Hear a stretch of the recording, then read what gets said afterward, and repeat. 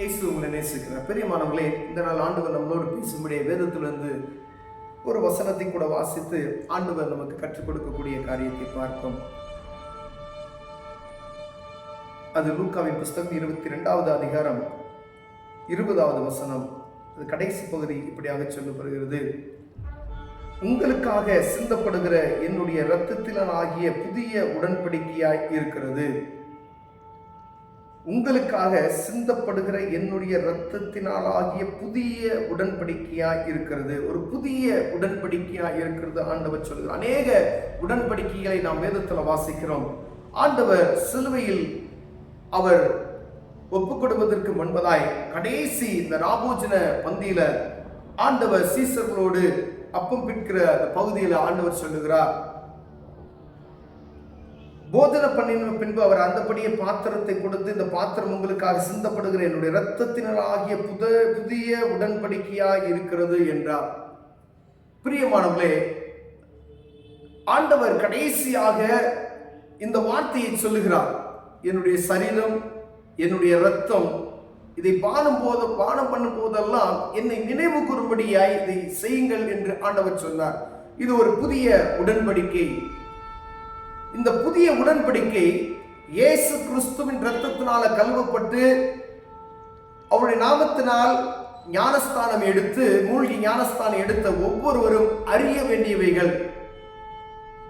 வேலை அறியாதபடி இருக்கிறாங்க பார்த்தீங்களா?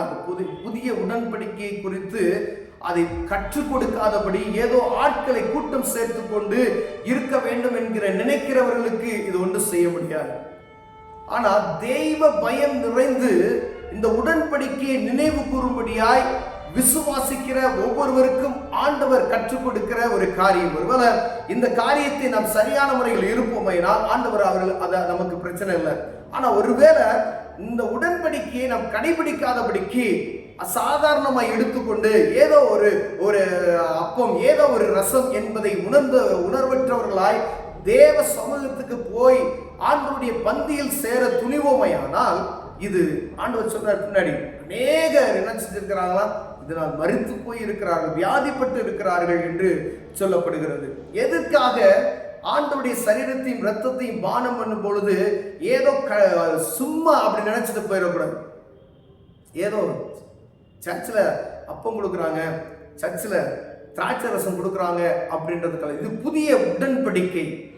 அறியாதவங்களுக்கு அதான் சர்ச்சில் சொல்லுவாங்க, நீங்கள் ஞானஸ்தானம் எடுக்கல, வேறு மதத்துக்காரவங்க இதை பற்றி தெரியல அப்படின்னு சொன்னால் இது நீங்கள் என்ன செய்யாதீங்க, எடுக்காதீங்கன்னு சொல்லி நமக்கு ஒரு முன் அறிவிப்பை அவர்கள் கொடுப்பார்கள். அது நம்மை பாதிக்காதபடிக்கு எச்சரிக்கையா இருக்கும்படியா ஆண்டவர் அது எல்லாருக்கும் சொல்லி கொடுத்திருக்கிறார்.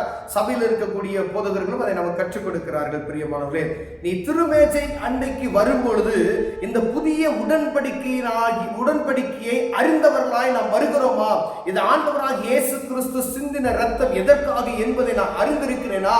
ஒவ்வொரு நாளும் இந்த தேவ சமூகத்துக்கு ஒரு மாதத்துக்கு ஒரு முறையோ இல்ல மாதத்துக்கு 2 முறையோ நான் அப்பம் வைக்குவதற்கும், நான் ஆண்டவருடைய அப்பத்தை நான் பெற்றுக்கொள்வதற்கும் திருமேஜை நடு வருகிற பொழுது ஆண்டவருக்கும் எனக்கும் உள்ள உடன்படிக்கையை நினைவு கூறேனா என்று பார்க்கும்படியாய் ஆண்டவர் உங்களோடும் என்னோடும் பேசுகிறார். பிரியமானவர்களே, பயபக்தியா போய் எடுத்துருவோம். எவ்வளவு பேரு சிகரெட் குடித்து விட்டு வெளியில வந்துட்டு அப்படியே போய் எடுக்கிறாங்க. அவங்களுக்கு தெரியாது, அவங்களுக்கு அதை கற்றுக் கொடுக்கல. இதனுடைய மேன்மை, இந்த புதிய உடன்படிக்கை என்பதை அவர்கள் கற்றுக் கொடுக்கல. ஆனா இதை அறிந்து கொண்ட பின்பு இது ஆண்டவருடைய இரத்தம், இது மனிதனுடைய பாவத்தை மன்னிப்பதற்காக சிந்தப்பட்ட இரத்தம் என்பதை நான் அறிந்தவனாய் அந்த இடத்துக்கு நான் கடந்து செல்வேனால் அது ஆசீர்வாதத்தை நாம் பெற்றுக்கொள்ள முடியும். ஒருவேளை வாரம் முழுவதும் நான் மாசத்துல 2 தடவை நான் கம்யூனிட்டி சர்வீஸ் அட்டென்ட் பண்றேன் அப்படின்னு சொல்லிட்டு வியாதியை நாம் பெற்றுக்கொள்கிறவர்களாய் காணப்படுகிறோமா என்று பார்க்கும்படியாக நாம் அழைக்கப்படுகிறோம். பிரியமான, ஒருவேளை சாபத்தை வரவழைத்துக் கொள்கிறோமா என்று பார்க்கும்படி அழைக்கிறது. இது புதிய உடன்படிக்கையை நாம் அறிந்து இருக்கிறோமா என்பதை பார்க்கும்படி ஆண்டவர் உங்களோடும் என்னோடும் பேசுகிறார். பிரியமானவர்களே, இனி நீங்க தேவ சமூகத்துக்கு போகும் பொழுது திராட்சை ரசம் கொடுக்குறாங்க அப்படின்ற எண்ணம் அல்ல. விசுவாசத்தின் நிமித்தமாய் இது ஆண்டவருடைய இரத்தம், எனக்காக சிந்தப்பட்ட இரத்தம்.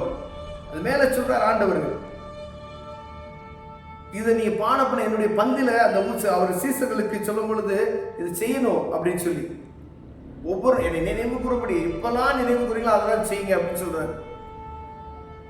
அப்ப திருமேஜைக்கு போகும் பொழுது உங்களுக்கு கொடுக்கக்கூடிய ஊழியர்கள் ரசத்தையும் அப்பத்தையும் கொடுக்கும் பொழுது இது ஆண்டவருடைய சரீரமாய் இருக்கிறது, இது ஆண்டவருடைய ரத்தம் அப்படின்னு சொல்றாங்க பாத்தீங்களா. அது விசுவாசத்து நிமித்தமா நாம் ஏற்றுக்கொள்ளும் பொழுது அது அப்படியே நமக்குள் அது ஆண்டவர் கிரியை செய்வார் பிரியமானவர்களே.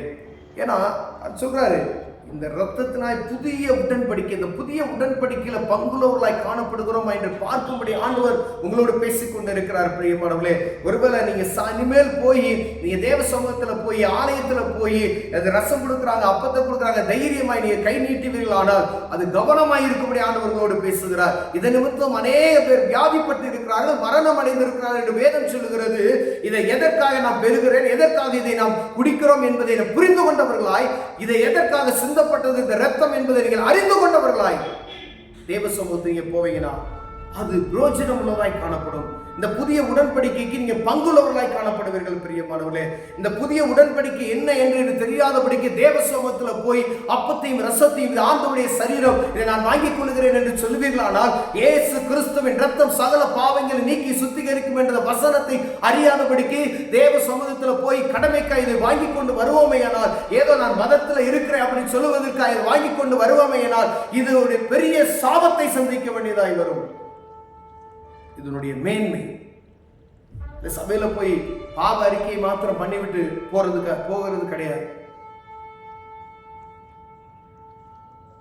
விசுவாச பிரமாணத்தை சொல்லிவிட்டு போவது மாத்திரம் அல்ல. ஆண்டவருக்கு எனக்கும் அந்த நீங்க அப்பத்தை அவருடைய சரீரத்தையும் ரத்தத்தையும் நீங்க வாங்கும் பொழுது ஆண்டவருக்கு உங்களோட பேசணும். அப்படி எனக்காக சிந்தப்பட்ட ரத்தம் ஆண்டவரே, எனக்காக சிந்தப்பட்ட ரத்தம் எனக்குள்ளாய் ஓடுகிறது சொல்லி விசுவாசிப்போமானால் ஆண்டவர் பெரிய காரியத்தை செய்வார். இந்த புதிய உடன்படிக்கையுடைய மேன்மையை அறிந்து கொள்ளணும். வேதத்தை வாசிக்கணும். இயேசு கிறிஸ்துவின் ரத்தம் எதற்காக சிந்தப்பட்டது என்பதை அறிந்து கொள்ளணும். அந்த பாடுகளின் காரியத்தை அறிந்து கொள்ளணும். பிரியமானவர்களே, கண்களை மூடுவோம், ஜெபம் செய்வோம். அன்பின் தகப்பனே, புதிய உடன்படிக்கை திருமேஜையில வந்து ஆண்டவருடைய சரீரத்தையும் ஆண்டவருடைய ரத்தத்தையும் நாங்கள் பானம் பண்ணும் பொழுது இயேசுவை நினைவு கூறும்படியே அதை செய்யுங்கள் என்று சொன்னீர் ஆண்டவரே. இதனுடைய மேன்மையை அறிந்து கொள்ள எங்கள் இருதயத்தின் கண்களை திறந்தருளுவீராக. இயேசுவின் நாமத்தில் பிதாவே, ஆமென்.